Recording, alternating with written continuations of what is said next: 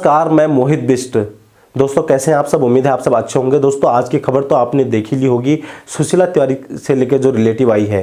तो कई दिनों से मेरे मित्र, मेरे दर्शक, मेरे रिलेटिव इंतजार कर रहे थे कि जो मोहित बिष्ट ने आवाज़ उठाई है सुशीला तिवारी को लेके, आखिर उसका फैसला क्या निकलता है, उसका लास्ट में निर्णय क्या निकलता है। तो उसका निर्णय कल ये आ गया है कि जो मेरे द्वारा तथ्य दिए गए थे वो सही साबित हुए और वहाँ से डॉक्टर साहब को छुट्टी दे दी गई है सुशीला तिवारी से, यानी उनका ट्रांसफ़र कर दिया गया है दूसरी जगह, दो अलग अलग जगहों पे।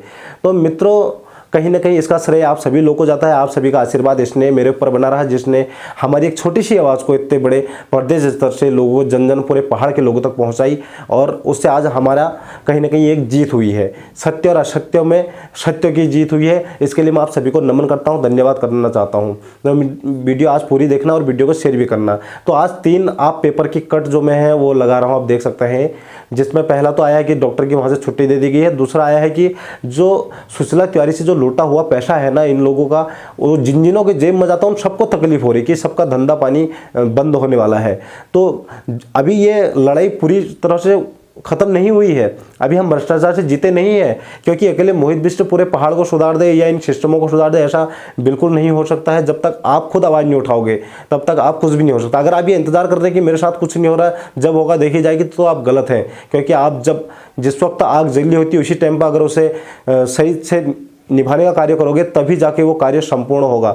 तो आपको आवाज़ बन के खड़ा होना होगा। आज ये इंतज़ार नहीं करना होगा कि कल आपके साथ है। और मेरा हमेशा से मकसद रहा है, मैं कोई किसी के ऊपर गलत बात मैं बोलूँगा नहीं, क्योंकि मेरे पापा ने मुझे एक संदेश दिया था कि बेटा कभी गलत करना मत और गलत से डरना मत। उसी पिताजी को हम सुशीला तिवारी हॉस्पिटल में लेके गए। इन्हीं डॉक्टर साहब ने उनका एक बार ऑपरेशन करा, दूसरी बार ऑपरेशन करा, तीसरी बार फिर करने को तैयार हो गए। मैं आपसे कसम से कहता हूँ, अगर मेरे पापा का एक ही बार ऑपरेशन किया होता तो मेरे पापा आज जिंदा होते हमारे बीच में और मुझे ये लड़ाई लड़नी नहीं पड़ती। लेकिन उनका दोबारा से ऑपरेशन करके उनको जिस तरह से उनको वेंटिलेटर सपोर्ट में डालना पड़ गया, उसकी वजह से उनकी मौत हो गई। उनकी चेस्ट इन्फेक्शन चाहे जो भी हुआ, उसके लिए मैं ज़्यादा नहीं जाना चाहता हूँ। लेकिन एक ही अगर उनका ऑपरेशन पहली बार में ही सक्सेस होता तो उनको मृत्यु होती उनकी। तो कहीं ना कहीं मेरे पापा की आत्मा भी यही बोल रही होगी कि बेटा मुझे तुमने न्याय दिलाया। मैं अपने पापा के हक के लिए, हम किस तरह से मेरे पापा की वहाँ पे हालत थी, हम लास्ट टाइम पे तक उनको पानी की बूंद तक नहीं पिलाई, क्योंकि उनका गले का ऑपरेशन कर दिया था और डॉक्टर ने हमको साफ मना कर दिया कि आप उनको पानी नहीं पिला सकते हैं उनसे कभी। तो एक मेरी चिंताएँ थी, मेरी पीड़ा थी, जो मैंने देखा कि जब जिस हालत से हम आते हैं, आज मैं इतने पीछे चले गया हूँ, 2 साल पीछे चले गया हूँ। 2 लाख से 2.5 लाख रुपए तक मेरे को जो कर्जा है, बाकी जो अपनी जमा पूंजी थी थोड़ी बहुत, वो सब जाके 2 साल पीछे चले गया, क्योंकि 2 साल में भरपाई पूरी कर पाऊंगा। लोगों के जो कर्ज ले रखे हैं पैसे, उनको बड़ी मुश्किल से चुका पाऊंगा। तो एक आदमी की, आम आदमी की हालत क्या होती है वो हमसे पूछो, हमारे साथ क्या होता है। आज डॉक्टर साहब के साथ बहुत सारे लोग ये खड़े हो गए कि इनको नहीं जाने दिया जाए। डॉक्टर साहब खुद ये पेपर में स्टेटमेंट दे रहे हैं कि वो तो गरीबों के हमदर्द हैं, वो इलाज कर रहे हैं। तो उस टाइम पर हमदर्दी कहाँ गई आपकी, जब आप बार बार बाहर से सामान मंगा रहे थे, जब आपने लापरवाही करके उनके सामने एक ऑपरेशन सेक्शन नहीं होके दूसरा ऑपरेशन कर दिया, तीसरी ऑपरेशन की आपने बात कर दी।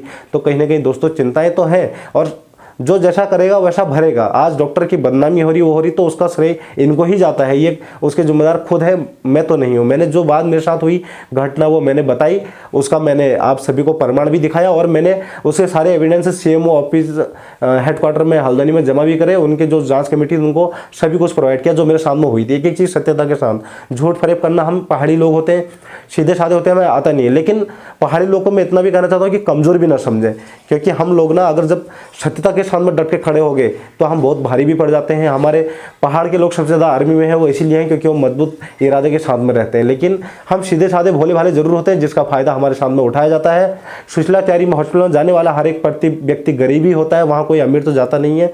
लेकिन हमारे सामने जिस तरह उसको मुर्गा समझ के लूटने का काम होता है, ये बंद होना चाहिए। मैं फिर रिक्वेस्ट कर रहा हूँ, सिस्टम में सुधार होना चाहिए और वहाँ जो लापरवाही होती है वो नहीं होनी चाहिए। एक गरीब आदमी तड़पते तड़पते मर जाता है, वो बेचारा अपनी आवाज़ भी नहीं बोल पाता। आज मैंने हिम्मत करके आवाज़ उठाई तो पहाड़ के लोग सपोर्ट कर रहे हैं मेरे को, लेकिन कोई व्यक्ति आवाज़ भी नहीं उठाना चाहता। लोग डरते हैं, कहीं अगर हमको उल्टा फंसा दिया, हमारे पास पैसे हैं नहीं तो हम कहाँ केस लड़ते रहेंगे, हम कहाँ जाते रहेंगे। जबकि दोस्तों ऐसा बिल्कुल नहीं है। आप आवाज़ उठाइए और आपकी आवाज़ बनने का मैं भी काम करूंगा। आप जब भी मेरी ज़रूरत होगी आप बताना, हम आपके साथ अन्याय नहीं होने देंगे। लेकिन हाँ, इतना ज़रूर कहूँगा, सच के साथ रहना, झूठा कोई भी इल्ज़ाम किसी पर मत लगाना, ये पाप भी है, अधर्म भी है। हाँ, अगर आपके सामने वाकई में सच्ची घटना के सामने आपके साथ बुरा हो रहा है तो मोहित बिष्ट हमेशा आपके सामने खड़ा रहेगा।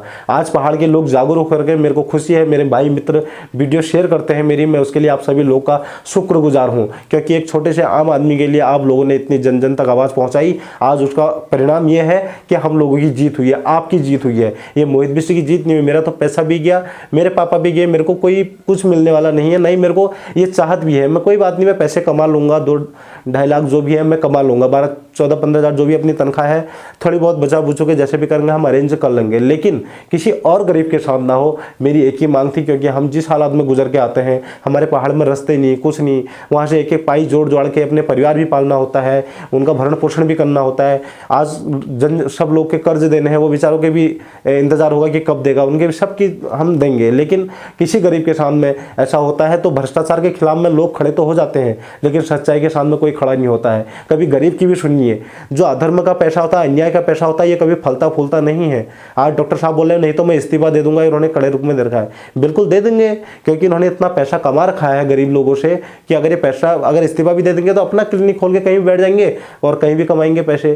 क्योंकि अगर आप वास्तव में अगर सरकार चाहती है ना, सभी जो ये लोग अधिकारी ये लोग बैठे हुए हैं, बड़े बड़े पदों बैठे हुए, इनकी जांच तो करके देखिए आप, इतना पैसा मिलेगा, इतने अवैध मिलेंगे इनके पास में, चाहे पैसा हो, जमीन जायदाद हो, सब कुछ, तो जांच तो करिए, कभी कोई नहीं करेगा। लेकिन वहीं आप हमारे सामने ना आम आदमी के साथ में और सरकारी सिस्टम के साथ में किस तरह से बेहद कानून व्यवस्था करती है, उसका भी आप परिणाम देखिए। अगर वहीं मेरी गलती होती ना इस चीज़ में, तो अभी तक मेरे को अंदर बंद कर दिया जाता और न जाने कितने धाराओं में मुकदमा दर्ज होता था। लेकिन अगर कोई सरकारी व्यक्ति अगर कोई गलत काम करता है तो उसके लिए क्या होता है, सिर्फ ट्रांसफर कर दिया जाता है उसको एक जगह से दूसरी जगह। तो ऐसे हम गरीबों के साथ जबकि ऐसा नहीं होगा, हमको बिल्कुल बंद कर दिया जाएगा, कितने धाराओं में केस लगा दिया जाएगा, जिंदगी भर व्यक्ति अपने केस लड़ने के लिए ही पूरी जिंदगी गुजार देगा। तो मित्रों, कहीं ना कहीं हम गरीबों के साथ बहुत अन्याय होता है, और जो आज जीत हुई है उसके लिए मैं आप सभी को धन्यवाद देता हूं, नमस्कार करता हूं। और वीडियो को शेयर भी कर देना और बने रहिए मेरे सामने, मेरे यूट्यूब चैनल के साथ में आप जुड़ सकते हैं। मैं जो पहाड़ के मुद्दे हैं वही दिखाता हूं, मुझे पैसे कमाने का कोई लालसा नहीं है, मैं कभी लालच या वो चीज़ों में नहीं पड़ता हूँ। जो चीज़ होगी मैं सत्यों के साथ ही बोलूँगा, झूठ कभी बोलूँगा नहीं, गलत करूँगा नहीं। और अगर आप लोग का साथ रहे तो ज़रूर हम हर गलत सिस्टम के खिलाफ में आवाज़ उठाएंगे और अपने पहाड़ को, जिस चीज़ के लिए हमारा उत्तराखंड अलग किया था, जो उनको बेनिफिट मिलना चाहिए था, वो पहाड़ में जिन लोगों को आज वो नहीं मिल रहा है। हमारा उत्तराखंड अलग इसलिए किया गया था ताकि पहाड़ के लोग वहाँ शांति से रहें, उनके साथ में किसी तरह से अन्याय ना हो। उत्तराखंड राज्य इसलिए अलग किया था। लेकिन आज हम लोग कई सिस्टमों के लिए, कई संस्थाओं के लिए, कई पार्टियों ने हम लोग को सिर्फ अपना मोहरा बना के हमको वहीं रख दिया। अंग्रेजों के ज़माने से हमारे उधर कोई विकास नहीं हुआ। इसका प्रमाण अगर आपको देखना है, मेरे गाँव में आइए, मैं आपको दिखा दूंगा कि आज भी हम किस हालात में रहते हैं। सोलर लाइट नहीं है, रास्ते नहीं है, सीसी मार्ग नहीं है, सड़कें नहीं है, उसके बाद में भी हम जीवन जीते हैं, उसके बाद में हल्द्वानी आते हैं। तो इस तरह का हमारे सामने ये कार्य होते हैं, पैसे लूटने का कार्य होते हैं। तो धन्यवाद, नमस्कार। वीडियो जरूर शेयर करें।